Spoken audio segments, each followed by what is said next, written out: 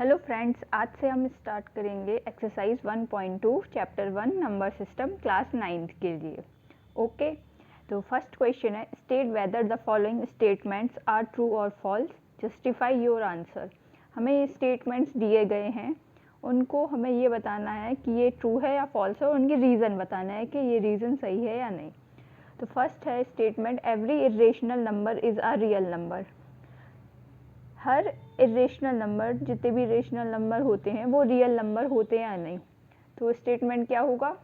True. Statement is true. अब ये true क्यों होगा?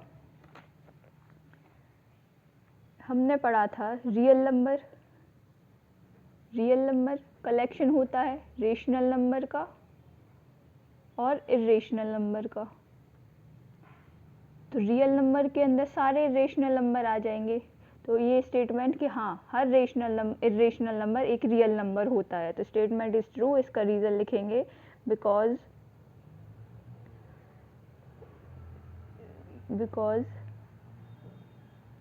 Real number are collection of rational and irrational number. क्या? रियल नंबर रेशनल और इरेशनल नंबर का क्या होता है? कलेक्शन होता है। ओके, तो अब नेक्स्ट स्टेटमेंट है, every point on the number line is of the form of root m where m is a natural number. Okay, तो बताना है कि एक नंबर लाइन है, जैसे कि ये नंबर लाइन है।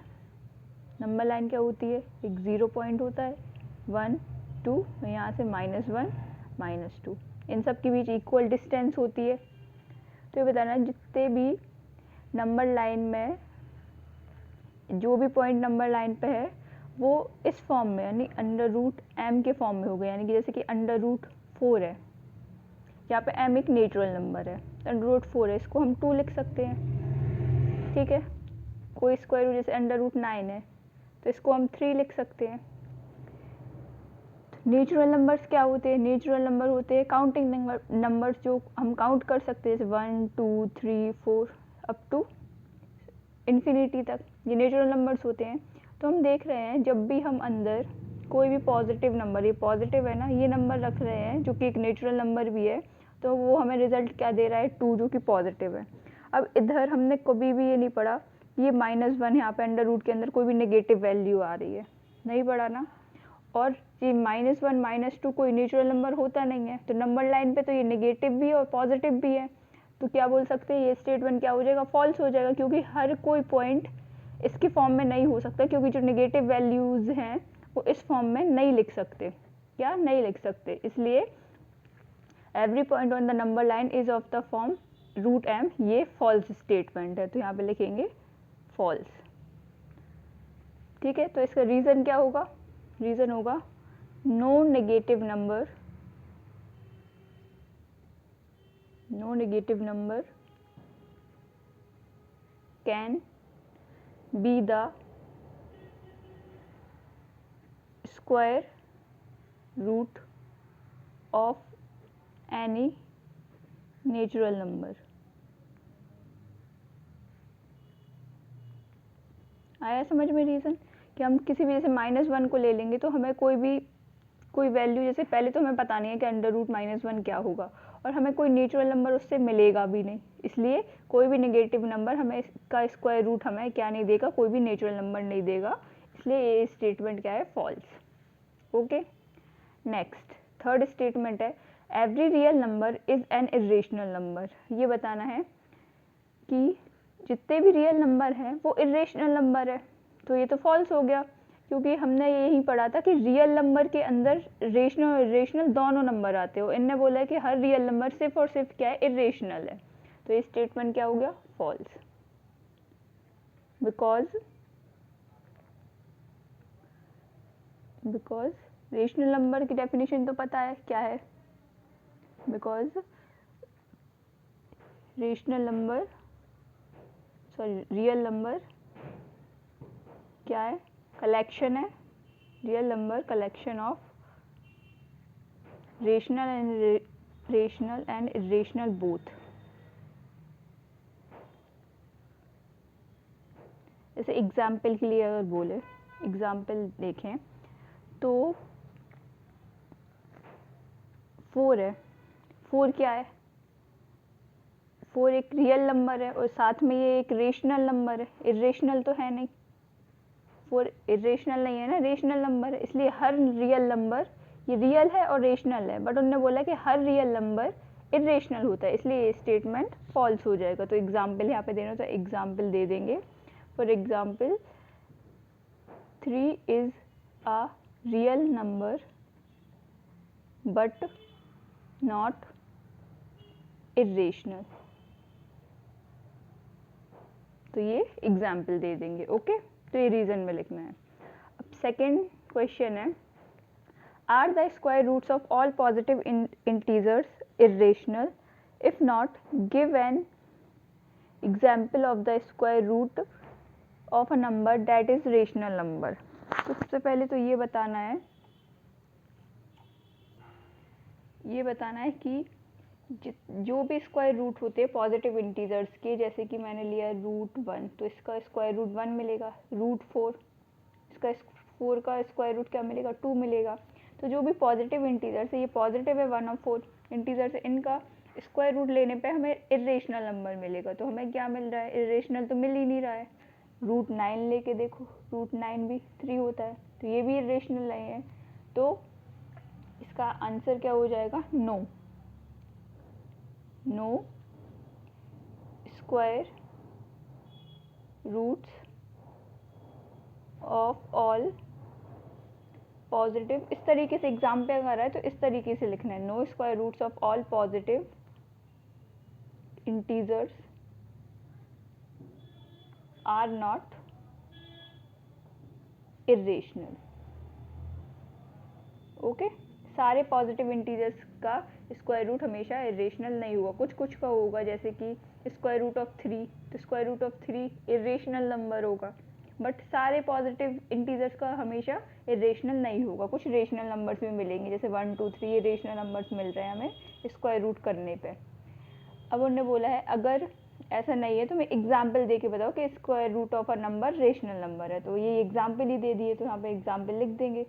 Example is equals to √4 is equals to 2 is a rational number.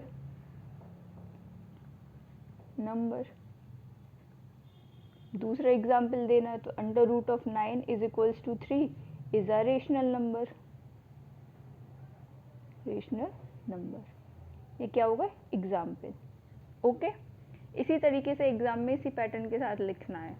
सबसे पहले फर्स्ट का आंसर देंगे, क्योंकि इसमें 2 पार्ट है, तो फर्स्ट का कि स्क्वायर रूट, सारे पॉजिटिव इंटीजर का स्क्वायर रूट इरेशनल नहीं होता है, और सेकंड में पूछा एग्जाम्पल देना है, तो हमने एग्जाम्पल दे दिए 2 कि √4 2 एक रेशनल नंबर है और √9 is equals to 3 is rational number है। ओके,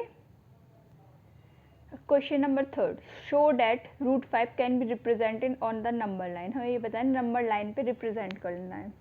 तो कल जो मैंने वीडियो में बताया था कि नंबर लाइन कैसे बनाते हैं, ओके, तो इसी तरीके से अब हम बनाएंगे। तो अभी मेरे पास स्केल नहीं है, तो मैं इससे लाइन ड्रॉ करती हूँ, बट आप लोग स्केल से, क्योंकि वो इक्वल ड्रॉ होगी, तो ठीक है। ये मैंने एक लाइन ड्रॉ की है, ठीक है। अब यहाँ पे 0, ये इक्वल डिस्टेंस होना चाहिए, ये 1, ये 2, इसको एक्सटेंड कर देते हैं, ये कुछ 3, ठीक है। यहाँ पे हो जाएगा -1, ऐसे करके ये नंबर लाइन है। अब इस पे, इस नंबर लाइन पे, जैसे 1 2 3 ये पॉइंट हमें पता है, तो इस पे मुझे √5, अपन को √5 ड्रॉ करना है, रिप्रेजेंट करना है, √5 कहाँ पे होगा, ठीक है।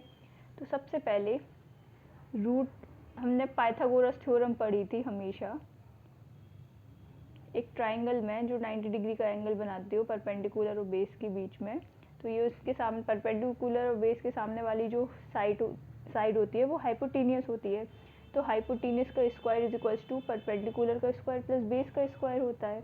ठीक है, तो अगर हमने बेस को अगर 1 मान लिया और इसको 4 मान लिया, यानी कि 1 का स्क्वायर, और 4 कब आएगा जब 2 का स्क्वायर करेंगे, 2 का स्क्वायर, ये हाइपोटेन्यूज के स्क्वायर के इक्वल होगा।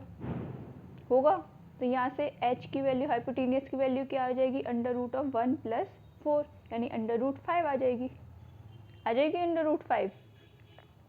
तो ये वाली साइड हमें अंडर रूट 5 मिल गई कैसे, तो सबसे पहले हमें क्या करना पड़ेगा, इस जो लाइन है ना यहाँ पे सबसे पहले हमें 2 यूनिट की एक लाइन देखनी पड़ेगी। तो ये देखो, ये 0 से 2, ये 2 यूनिट की हो गई। तो इसी को हम मान लेंगे कि ये हमारा बेस मान लेंगे परपेंडिकुलर कुछ भी। ठीक है, और ये है 1 यूनिट, तो हमारा परपेंडिकुलर क्या हो जाएगा, 1 यूनिट। जब बेस 2 यूनिट हो गया तो परपेंडिकुलर, तो हम ये कंपास से 0 पे और 1 पे करेंगे। ठीक है, तो ये हमारा 1 यूनिट के इक्वल हो गया। तो यहाँ से हम एक आर्क लगा देंगे इस पॉइंट पे, तो जितनी ये डिस्टेंस होगी उतनी 0 से ये डिस्टेंस हो जाएगी। ठीक है, और इस पे एक 90 डिग्री का एंगल बनाएंगे 0 पे, ये हमारा प्रोटेक्टर रख के 90 डिग्री का क्या बनाएंगे, एंगल। तो यहाँ पे मार्क करेंगे, ये 90 डिग्री है। ठीक है, अब इस पॉइंट से हमें इतनी बड़ी लाइन की ज़रूरत नहीं है, सिर्फ जहाँ पे 1 यूनिट है ना, वहाँ से 1 यूनिट से हमने ये लाइन ड्रॉ कर दी। तो ये 2 यूनिट हो जाएगी पूरी यहाँ तक, ये 1 यूनिट हो जाएगी, ये 1 यूनिट हो गई। अब इस पॉइंट को और 2 को मिला देंगे, इस वाले पॉइंट को और 2 वाले पॉइंट को हम मिला देंगे। तो हमें दिख रहा है ये 90 डिग्री है, ये पूरी 2 यूनिट है, 2 यूनिट है, ये 1 यूनिट है, तो ये क्या हो जाएगी, √5। ये डिस्टेंस √5 हो जाएगी ना ये पूरी। मान लो ये A है, ये B है और ये C पॉइंट है। तो BC जो बेस है ये 2 यूनिट हो गया, ये 1 यूनिट हो गया, ये एक राइट एंगल ट्राइंगल है, तो हमें यहाँ पे ये वाला फॉर्मूला लगाएंगे तो ये डिस्टेंस √5 आ जाएगी। अब ये जो √5 डिस्टेंस है ये नंबर लाइन पे तो रिप्रेजेंट हुई नहीं, अभी सिर्फ इस एक प्लेन सरफेस पे रिप्रेजेंट है। तो हम इसको नंबर लाइन पे कैसे करेंगे, अब कंपास को लेके इस पॉइंट पे और इस पॉइंट पे रखेंगे और डिस्टेंस मेज़र कर लेंगे। ठीक है, मेज़र कर ली। अब इस पॉइंट से लेके इसी डिस्टेंस के लेके नंबर लाइन पे हम क्या लगा देंगे, कट। क्या लगाएंगे, नंबर लाइन पे उसी डिस्टेंस का क्या लगाएंगे, कट। तो मैंने ये कट लगा दिया, कहाँ से, 0 से मेज़र करके। कहाँ से मेज़र किया, 0 से लेके यहाँ से, किस डिस्टेंस को किया था, इसको। ये √5 है और यहाँ से 0 से, क्योंकि 0 से ये 2 यूनिट ले थे तो 0 से ये √5 यूनिट भी लेंगे, तो √5 का कट लगा दिया। तो अब हमें पता चल गया कि ये जो पॉइंट है D मान लो इसको, तो 0 से B से D जो BD डिस्टेंस है ना, ये √5 है। क्या है, √5। तो हमारा ये पॉइंट D पॉइंट रिप्रेजेंट हो गया नंबर लाइन पे कि ये √5 है, यहाँ पे √5। तो ये रिप्रेजेंट हो गए हमारे नंबर लाइन पे √5। ओके, तो जो क्वेश्चन नंबर 4 है वो एक एक्टिविटी है, मैंने क्वेश्चन नहीं लिखा है, मैं ऐसे बोल देती हूँ, एक्टिविटी है। इसमें एक स्पाइरल बनाना है हमें, square constructing the square root spiral, यानी स्क्वायर रूट डिस्टेंस का लेके हमें एक स्पाइरल बनाना है, पूरा ड्रॉ करना है। तो जैसे कि √2, √3, √4, √5 ऐसे स्टार्ट से। तो सबसे पहले क्या करेंगे, हम एक पॉइंट लेंगे। मैं इस पर 1-2 प्रोसेस करके बताती हूँ, कंटिन्यू आप लोग भी प्रैक्टिस करना उसी के आगे का। ओके, तो सबसे पहले लाइन लेती हूँ, एक लाइन बनाती हूँ, ये एक ड्रॉ की लाइन। ठीक है, ये एक O पॉइंट ले लिया, ये डिस्टेंस 1 हो गई, और जितनी डिस्टेंस ये 1 यूनिट है उतनी डिस्टेंस यहाँ पे भी हमें क्या लेनी है, 1। तो इसको नाप के ये 1 यूनिट बना देंगे। ठीक है, तो अब यहाँ पे 0 पे पॉइंट रखेंगे और वहाँ से 90 डिग्री का एंगल बनाएंगे। 90 डिग्री का क्या बनाएंगे, एंगल। तो ये 90 डिग्री का यहाँ पे मार्क किया और 1 यूनिट की डिस्टेंस पे इस पॉइंट से इस पॉइंट को मिलाएंगे तो ये 1 यूनिट,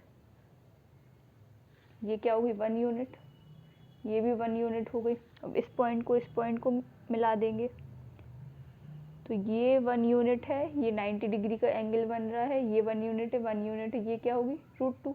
कैसे होगी, परपेंडिकुलर का स्क्वायर प्लस बेस का square is equals to hypotenuse का स्क्वायर। तो 1 का स्क्वायर 1 होगा, हाइपोटेन्यूज का square is equals to perpendicular का स्क्वायर प्लस बेस का square. Hypotenuse is equals to इस साइड अंडर रूट हो जाएगा तो परपेंडिकुलर का स्क्वायर प्लस बेस का स्क्वायर होगा। तो हाइपोटेन्यूज क्या आ जाएगी, परपेंडिकुलर 1 है तो 1 का स्क्वायर 1 होता है, प्लस बेस भी 1 है तो 1 का स्क्वायर 1, तो √2। तो हाइपोटेन्यूज आ गई √2। ठीक है, ये हो गई। तो अब क्या करना है, एक बन गया। अब उनने बोला है इसी को हमें कंटिन्यू करते जाना है। तो अब इसके आगे √3 का एक आर्क लगा के √3 डिस्टेंस की बनानी है।